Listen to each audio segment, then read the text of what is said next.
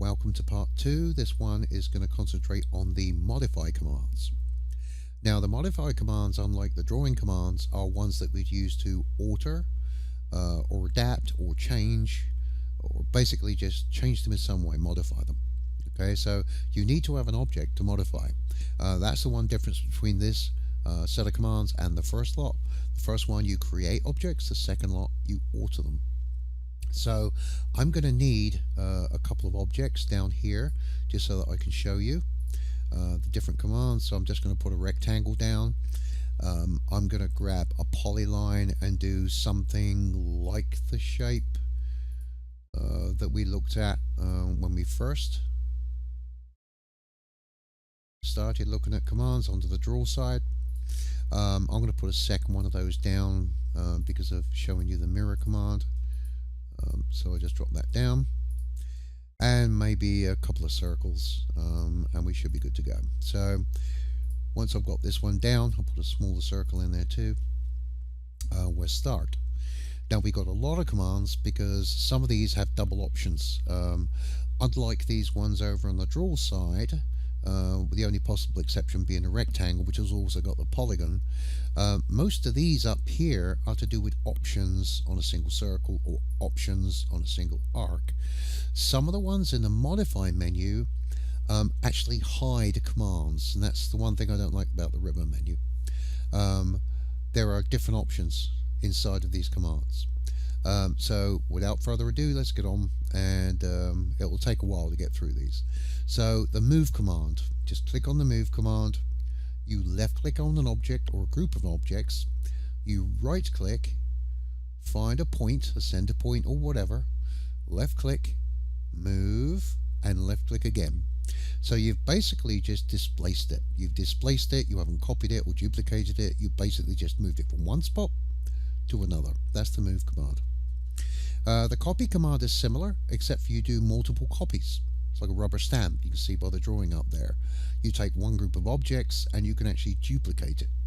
So if you got something like a ring bolt pattern or something, you've got bolt heads that have to be shown on the drawing, why bother drawing like 16 bolt heads when you can draw one, then copy it from its center point onto the points where the other bolt heads will be? It's a good time saver. This is something that vastly is better than hand drawing, because you have to draw every one. This one you draw one and copy it. It's quicker. So click on copy, click on the object or objects that you want to copy, right click, left click on the point you want to pick it up by, and then copy it as many times as you want by just doing the left click. You could also enter a distance at the same time and do them a set distance apart.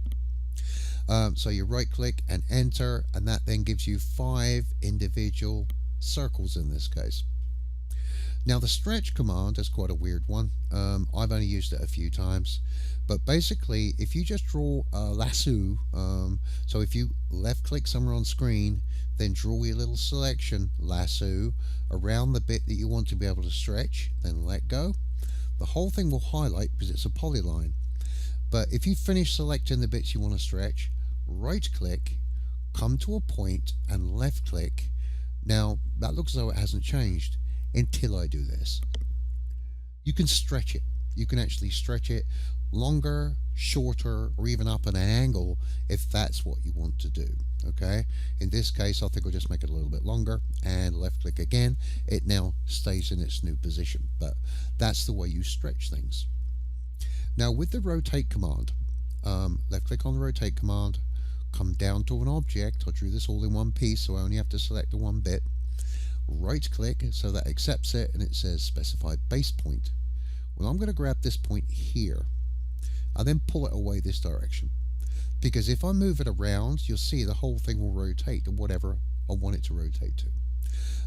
What you could do, and if you think about this being the center of a clock, right where you picked it as a base point, and move it out to the right, so that's the 3 o'clock position, that is actually the 0 degree position for any rotations. So 3 o'clock is 0 degrees.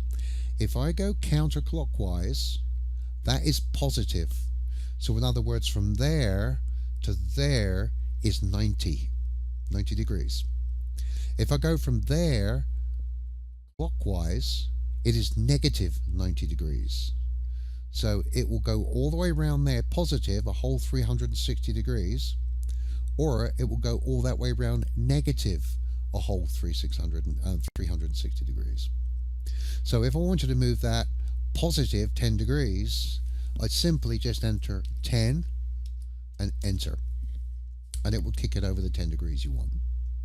I'm just going to move it back because I've got another plan for that bit later on. But with the rotate command, it's just as simple as that.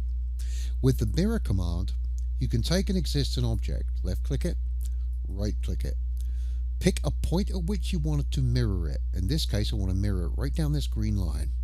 So I'm going to click there, and then move that down, and as soon as I go down there in that direction, I can click again and just say, no, I don't want it to remove the original one. I want two halves of like a bullet head or something, you know. So basically I've just used that to duplicate it. Again, with conventional drawing, you'd have to draw the whole thing. With this, you just have to draw half and then mirror it. So it's another time saver. With the scale factor, we group an object or a set of objects, just hold your mouse key down and just draw around it. Then right click. You can specify a base point. I've got a natural one at the top where I've done that mirror, so I'll left click it, and then you can make that whatever size you want. You can either do it freehand like that, or you could enter a value. Now you can see originally it was there. Now if I do 2 then enter, it will be twice as big. If I do 0.5 and enter, it will be half as big. If I do like 0.75 and enter, it'll be 3/4 of the normal size. And now once you've entered it, basically it stays there now 3/4 the size that you drew it. So that's the scale. Now on this one up here, the trim, there are in fact 2 commands underneath this. This is one of those ones that got multiple commands. You click the downward caret, you have both trim and extend. Okay, now with trim, say if I grab one of these little circles here, so let's say move, actually no, yeah, move, I'm going to move it. I'll move that one there from its midpoint to the top. Okay, so I've moved that one to the top.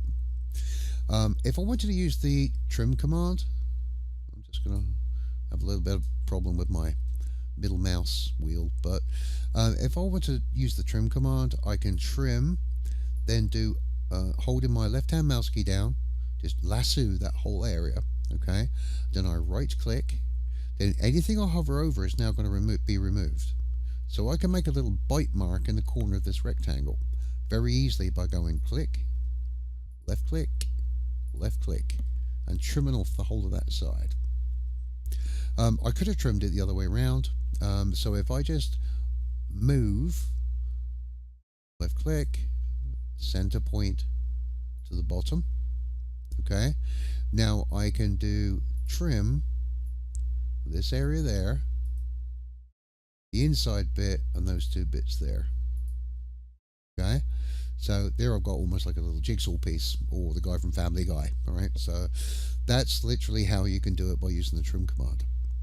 If I had an existing object, for example a polyline that was down here, and I'd set it off from something so that I knew, I've got my polyline there, I'd offset it from one edge so that that was the distance out it needed to be, but I actually needed it to touch this edge. If you hit the downward caret and go to extend, it says select the objects. Okay, now that's the ones that you want to select it to, so I'm going to pick that as the object I want to extend it to, and then right click and then go anywhere near that end, and you can see it will extend to that line. This one won't go anywhere because there's nothing down there, but here I'll hover over it, I'll left click, and that's the extend command. Now the fillet radius, unlike something you drop over the top of an object, means that you can take the corner on an existing object and put a radius of a set size on it. The fillet radius also has a chamfer. It's got a blend curve too, but we don't really use that too much on the 2D. But we do use the chamfer and we do use the fillet, even on the very first exercise you're going to do. Okay, so we'll look at the fillet first. Now the fillet command. You look down here on the bottom bar, you'd see there are two options that we would normally use. You could do a trim fillet or multiple fillets, but we got a polyline and a radius option. We will use both. Okay, you'll also notice in the gray area there that it says radius equals 0. Okay, that means if I try to go click and click, nothing will happen because it's basically telling it to go to a point. There is no radius. So if I do a right click and then repeat fillet, go down and look at the blue colored letter and radius is R. So I go R, enter. Then I'm going to enter 1 and enter. Now if I pick an object now, maybe that one, followed by that one, you'll see that it will put the fillet radius in. As soon as you hover over it, it mimics where the radius is going to go. Repeat fillet, it's still set up as 1. It will also do, it doesn't have to be right angles, okay? We can put them on this pointed corner here, right? Like there. So I've now put fillet radius in those places, right? So I'm going to look now at doing another little rectangle because I want to show you the last one on that, which is the option to do a fillet, but with a P for polyline option. Look what happens when I go near the polyline. It will radius every corner. Be great for your tables, but I mean it will radius every corner. It will do them all uniform, and if you've got something which is a pretty common radius, you could do everything that way and just alter the ones that you want to, that are a slightly different size that you want to change. So that was an easy way of putting all 4 fillet radiuses in on a polyline square instantly, right? So now with the fillet, as I said, the other option is chamfer. Now if I click chamfer, in fact if I hover over it a little bit, you'll see. If I click chamfer, you're going to put these prismatic flat edges on, okay? But you'll see by that you have a first distance down the object and a second distance across the object to enter in. So it's not like a fillet radius, which is going to have a common radius. This one, you can define it to be different sizes, so you get a slopey edge. So looking down here on the bottom line, you'll see that at the moment distance 1 is 0, distance 2 is 0. So if I want to change the sizes of those two, distance is the one that I want. Now you can click on that, or you can just enter D for distance. You can click on any of those down the bottom. It says specify first chamfer distance. I'm going to do 1, enter. Now before you do anything else, it says specify second chamfer distance. That's going to be 0.5 and then enter. Okay, so if I come up here, the first line I click is going to give me the 1 inch, and the second line I click is going to give me the 1/2 inch. Get that? So repeat chamfer, I set the 1 up first and I set the 1/2 inch up second. So you're very dependent on clicking it in the right order at that point. But that's the chamfer. Now the array, let me move this across there a little bit. Actually, well, I can use one of these, I guess. The array is, you've got 3 different options. One is a polar array, one is a rectangular array, and the other one is a path array. The one that we use more than anything is the polar array. So I'm just going to show you that one, but the rectangular arrays will work the very similar way. You can see by that. You can put like the X in the corners very easily on a grid. But we're going to use a polar array. I'm going to select these objects for the array. Okay, and then I'm going to right click and go to the center point, and it immediately gives you 6 as the number of times it rotates around that. Okay, now if I do I for items, I can do 4, enter. If I do I, enter, I can do 8, enter. So you can actually array them around however many times you want. In the case of not wanting all these bubbles in the way, if I just had a single hole out here, that would put a ring bolt pattern in for me, no problem whatsoever. You just have to remember to select the object, select a known center point, and then you can alter the number of objects by item. You can change other things as well, like fill angles. You don't have to go around 360 degrees. You can just do an array of them through a 90 degree if you just select the fill angle as 90. And you'll see that there's lots of options up here too. Okay, so I'll close the array option there. And that is around about it. I've got the offset command to do, the erase command, and the explode. Explode is pretty simple. You can see like that shape there is complete. If I literally do explode, left click and right click, now each of these just showing up on their own. They're no longer joined. They're all individual parts. Even the radii are all individual parts. You can blow a thing apart for editing. The erase, don't really need to go much into that one. If you click it and literally click it and click all that, you right click, they're gone. Okay.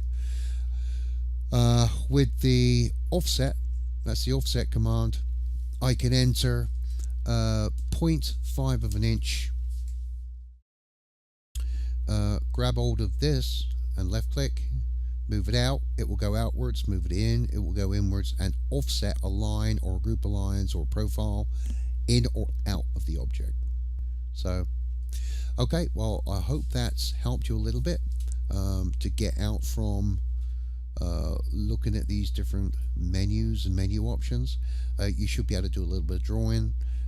These are the main two parts. Later on I'll be showing you how to dimension and how to use some of these layers. Okay, so we'll do that inside the exercises and in the classroom environment. So use what you've seen now in both of these videos and have fun. Okay, so I'll catch you later. Bye.